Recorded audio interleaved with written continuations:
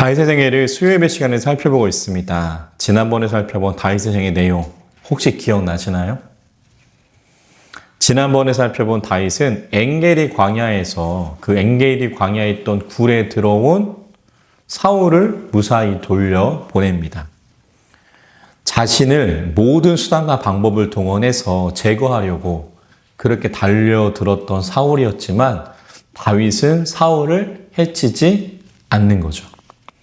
그러면 다윗은 왜 사울을 해치지 않았는가? 그 이유가 오늘 본문이었던 사무엘상 24장 6절에 증언되죠. 우리 6절 말씀 한번 읽어볼까요? 6절 읽습니다.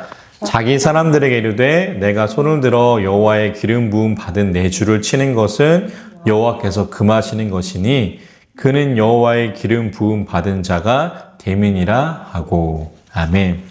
방금 읽었던 6절의 말씀 보면은 다윗은 여전히 사울을 내 주라 그렇게 부르고 있고요.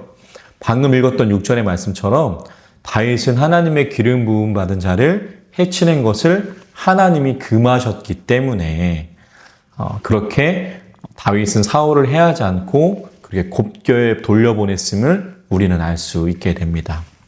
그러니까 하나님의 말씀을 자신의 삶에 가장 먼저 둔 거예요. 그 말씀이 하나님의 말씀이 다윗을 이끌었기 때문에 다윗은 사울을 해하지 않을 수 있었던 거죠. 생각해 보면은요, 다윗은 세상적으로 보면은 일생일대의 기회를 날려버리는 사람이었습니다. 그런데 그 후에 다윗은 어떻게 살아갈까요?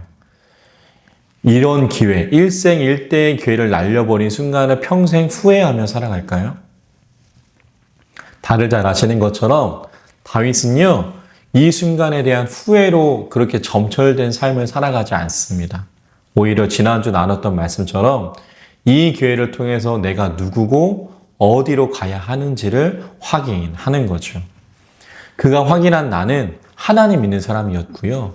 내가 걸어가야 할 길은 하나님이 계신 곳이었습니다. 사랑하는 성도 여러분, 소망하기는 우리의 삶도 이 다윗의 모습과 닮아지기를 소망합니다. 다윗처럼 내가 생각하기에 그리고 세상이 생각하기에 좁고 아름다워 보이는 길로만 가는 게 아니라 하나님의 사람답게 하나님이 계신 곳, 하나님이 좋게 바라시는 곳으로 나아가는 것이 더 복된 삶임을 발견하시고 기억하시고 살아가실 수 있는 우리 모두가 될 수 있기를 주님의 이름으로 간절히 축원합니다. 오늘 본문의 말씀은요, 지난주에 살펴본 본문과 같아요. 그 이유는 이제 같은 본문을 가지고 한 가지를 더 생각해 보기 위함이에요. 그것은 다윗이 오늘 본문 말씀을 통해서 우리에게 보여주는 믿음이란 무엇인가를 생각해 보고자 함입니다. 사무엘상 24장 1절로 7절의 말씀을 통해서 하나님과 성경이 말하는 믿음은 과연 어떤 것인지 오늘 한 번 더 생각해 보고자 합니다. 소망하기는 이 시간을 통해서 우리의 믿음을 돌아보시고 다윗처럼 믿음의 발걸음으로 살아가는 우리가 되기를 소망합니다. 그렇다면 오늘 본문 말씀이 이야기하는 믿음이란 무엇인가? 그 첫 번째는요, 믿음에 대한 성경의 정의입니다. 성경에 나오는 믿음을 헬라어로 뭐라고 부르는지 혹시 아시나요? 피스티스라고 불러요. 그런데 이 믿음이라고 번역된 헬라어 단어 피스티스는 한 가지 뜻을 더 가지고 있어요. 그건 어떤 뜻이냐? 신실이에요. 신실. 그러니까 예수님 당시에 사람들이 믿는다 하면 믿는다라는 그 느낌, 그 뜻과 함께 신실이라는 뜻을 같이 떠올렸던 겁니다. 신실은 무슨 뜻이에요? 무슨 뜻이에요? 신실은 믿음직하고 착실함이란 뜻이래요. 그러니까 한결같은 모습이죠. 그리고 믿음, 이 피스티스의 모습, 한결같은 모습을 오늘 본문에서 다윗이 우리에게 보여주고 있습니다. 다윗은 24장 4절의 말씀처럼 잠시 마음이 흔들려서 사울의 옷을 자르기는 했지만 하나님께 한결같은 모습을 보여주기 때문이죠. 그렇다면 우리도 하나님 앞에서 이러한 믿음직한 모습, 신실한 모습, 한결같은 모습으로 살아가고 있는가? 우리는 상황에 따라서 그렇지 못할 때도 있습니다. 더군다나 오늘 말씀에서 다윗이 눈앞에 보고 있는 것처럼 일생일대의 기회가 걸린 순간이라면 믿음의 모습보다는 인간 본성을 따라 결정하고 판단하는 그 모습이 때때로 우리의 모습이 되기도 하기 때문이죠. 그 순간만큼은 죄송한 말씀이지만 신앙생활의 연수나 가진 직분이나 직책이 아무 소용이 없어 보입니다. 그런데 다윗은 어떻게 해요? 우리 본문 6절 7절 읽어볼까요? 본문 6절 7절 있습니다. 자기 사람들에게 이르되 내가 손을 들어 여호와의 기름 부음 받은 내 주를 치는 것은 여호와께서 금하시는 것이니 그는 여호와의 기름 부음 대민이라 하고 다윗이 이 말로 자기 사람들을 금하여 사울을 해하지 못하게 하니라. 사울이 일어나 굴에서 나가 자기 길을 가니라. 아멘. 다윗은 이렇게 일생일대의 기회 앞에서 하나님 앞에 믿음직하고 신실하고 한결같은 모습을 보여줍니다. 그리고 자신과 함께하는 사람들에게도 그 모습을 가질 것을 권유하는 거죠. 사랑하는 성도 여러분, 그러므로 우리는 믿는 사람들이잖아요. 그래서 이럴 때는 이런 모습, 저럴 때는 저런 모습, 그러면 안 됩니다. 상황에 따라서 모습이 달라지면 안 되는 거예요. 세상도 그러한 모습에 믿음직하다, 착실하다, 신실하다 이러한 단어를 사용하지 않아요. 소망하기는 우리 앞에 놓인 상황에 따라서 그리스도인 되었다가 그리스도인 안 되었다가 이랬다 저랬다 하는 것이 아니라 다윗의 모습처럼 언제나 하나님 앞에 있음을 기억하고 신실하고 한결같은 모습으로 살아갈 수 있는 우리가 될 수 있기를 주님의 이름으로 간절히 축원합니다. 두 번째, 믿음이란 무엇인가? 믿음은요, 해석이에요. 믿음은 해석이라는 것을 오늘 본문 말씀에 보면은 같은 상황에 놓여 있지만 상반된 반응을 보이는 사람들을 통해서 우리는 알 수 있게 됩니다. 첫 번째 반응은 누구냐? 다윗과 함께한 사람들의 반응이거든요. 우리 24장 4절 말씀. 4절 말씀 한번 읽도록 하겠습니다.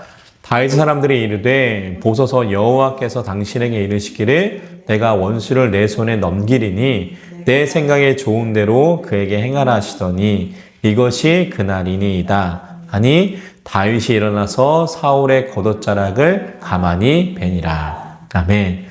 이 사람들은 누구예요? 다윗과 함께하는 사람들입니다. 그들은 본문 4절의 말씀 보면은요, 이 절호의 기회를 놓쳐서는 안 된다고 말하는 거예요. 자신들의 철저지 원수 사울을 없앨 기회. 이거는 지금 하나님이 주신 거라는 거죠. 그런데 생각해 볼까요? 오늘 말씀을 보면은요, 하나님은 그들에게 그렇게 말씀하신 적이 없습니다. 다윗의 사람들에게 사울의 그런 모습을 보여주시면서 지금이 사울을 없앨 절호의 기회다 이야기하지 않으세요. 그냥 이 상황을 그들의 눈앞에 보여주고 계신 겁니다. 그런데 다윗의 사람들은 하나님이 주신 사울을 없앨 절호의 기회라고 생각을 하는 거죠. 그렇게 해석하는 거예요. 그런데 이들과 똑같은 상황을 보고 있는데 다윗은 그 상황을 어떻게 해석해요? 우리 읽었지만 24장 6절 7절 있습니다. 자기 사람들에게 이르되 내가 손을 들어 여호와의 기름 부음을 받은 내 주를 치는 것은 여호와께서 금하시는 것이니 그는 여호와의 기름 부음을 받은 자가 됨이니라 하고 다윗이 이 말로 자기 사람들을 금하여 사울을 해하지 못하게 하니라. 사울이 일어나 굴에서 나가 자기 길을 가니라. 아멘. 다윗은요, 다윗과 함께한 사람들과 똑같은 상황을 바라보고 있었지만 이 시간이, 이 기회가 하나님이 사울을 없애라고 주신 기회가 아니라고 그렇게 생각을 하고 있습니다. 그는요, 이 순간을 지난주에 살펴봤던 말씀처럼 하나님의 사람으로 한 걸음 더 나아갈 순간이라 해석하는 거예요. 놓치면 세상의 눈으로 보았을 때 바보 소리 듣는 기회지만 이 순간을 하나님 믿는 그 모습을 보여줄 때다. 그렇게 해석을 하는 거죠. 다윗과 다윗의 사람들은 같은 상황, 같은 현장에 있습니다. 그렇지만 이들의 해석은 이렇게 판이하게 다른 거죠. 제가 처음 사역했던 교회 목사님께서 이런 이야기를 들려주셨던 적이 있습니다. 그분이 젊을 때 사역하던 교회에 이제 농촌이라서 과수원 농사를 지으신 분들이 많으셨는데 가을에 태풍이 와가지고 그 동네 성도님들 과수원들이 다 직격탄을 맞아가지고 배며 사과가 다 떨어졌대요. 그런데 그 교회 다니시던 장로님 과수원만 사과랑 배가 하나도 안 떨어졌다라는 겁니다. 그래서 그 장로님이 다른 어떤 해보다 더 높은 가격으로 배를 팔아서 많은 이익을 얻으셨대요. 그래서 갑자기 막 광고 시간에 나오셔가지고 이 모든 게 하나님의 은혜다 이렇게 간증을 하셨다라고 합니다. 그런데 그 목사님이 덧붙여 이렇게 이야기하시더라고요. 물론 그 장로님 과수원에 있는 배가 안 떨어진 것 하나님 뜻일 것이다. 그래서 그 장로님이 많은 이익을 얻은 것도 하나님 뜻일 것이다. 그렇게 간증하는 것이 잘못된 일이 아니다. 그런데 거기에서 생각이 멈추면 안 된다. 왜냐하면 그 교회는 그 태풍의 영향으로 한 해 농사를 망친 다른 교인들도 있었기 때문이다.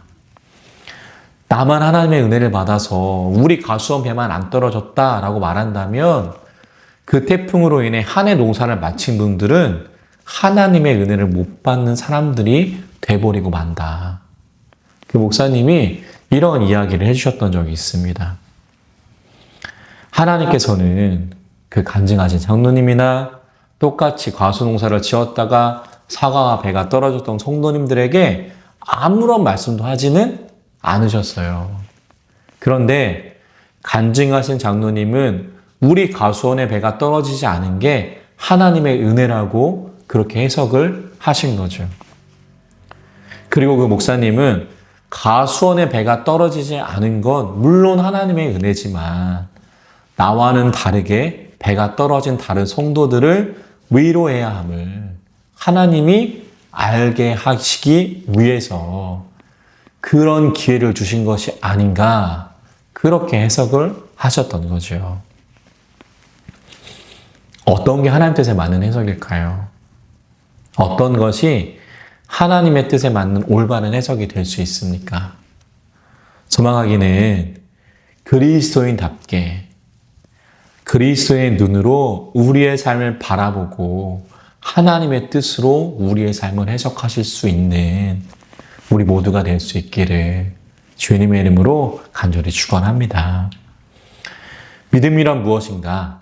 마지막 세 번째는요. 믿음은 용기예요.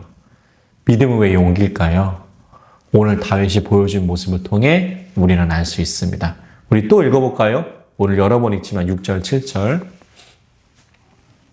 있습니다. 자기 사람들에게 이르되 내가 손을 들어 여호와의 기름을 받은 내 주를 치는 것은 여호와께서 금하시는 것이니 그는 여호와의 기름 부음을 받은 자가 됨이니라 하고 다윗이 이 말로 자기 사람들을 금하여 사울을 해하지 못하게 하니라. 사울이 일어나 굴에서 나가 자기 길을 가니라. 아멘. 앞서 살펴본 말씀처럼 자신 앞에 있는 사울을 다윗은 해할 기회다라고 생각하지 않습니다. 그 시간을 나는 누구고 내가 따를 분이 누구인지를 확인하는 기회로 삼는 거예요.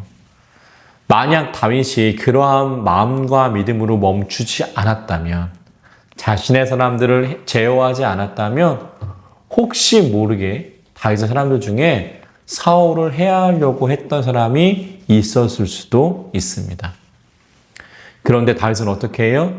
나도 사울 해하지 않고 자신의 사람 중에서 그 누구도 사울을 무예를 가하지 못하도록 명령합니다. 그러니까 믿음을 행동하는 용기로 보여주는 거예요. 생각만 하는 것이 아니라 그것을 실천할 수 있는 용기, 그 믿음의 용기를 오늘 본문에서 다윗이 보여주는 겁니다.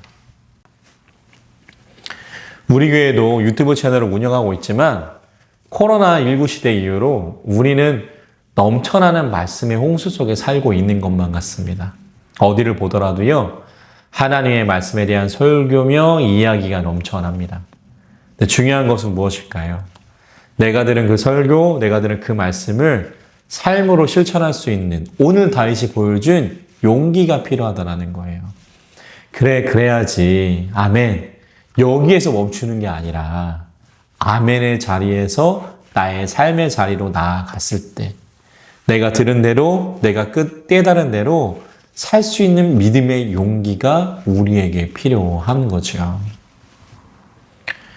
예배 자리를 떠나서 우리의 삶의 자리로 와서 보면은요, 예배 때 했던 결심과 고백들은 저 멀리 가 있고 세상 앞에 주저앉아 있거나 머뭇거리는 우리 자신을 발견하게 됩니다.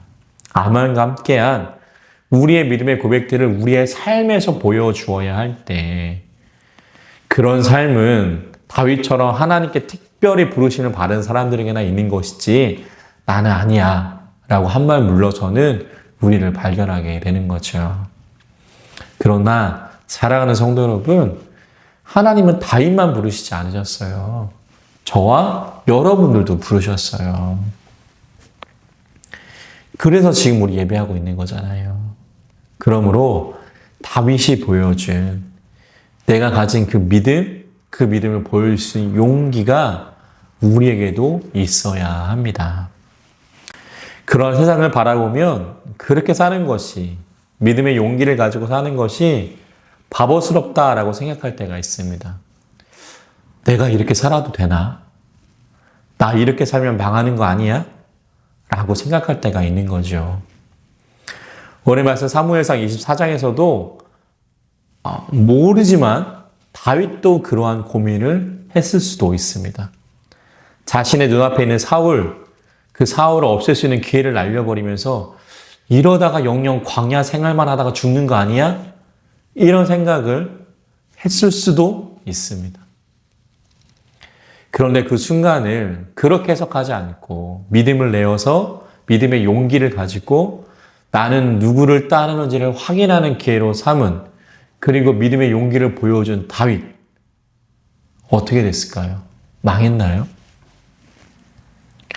망하지 않았죠. 왜냐하면 그 믿음 주신 하나님께서 그의 삶을 계속 붙들어 주셨기 때문이죠. 사랑하는 성도 여러분, 그러므로 믿음은 용기입니다. 우리가 가진 그 믿음을, 용기를 가지고 드러내도 우리는 절대 망하지 않습니다. 다윗이 증명하잖아요.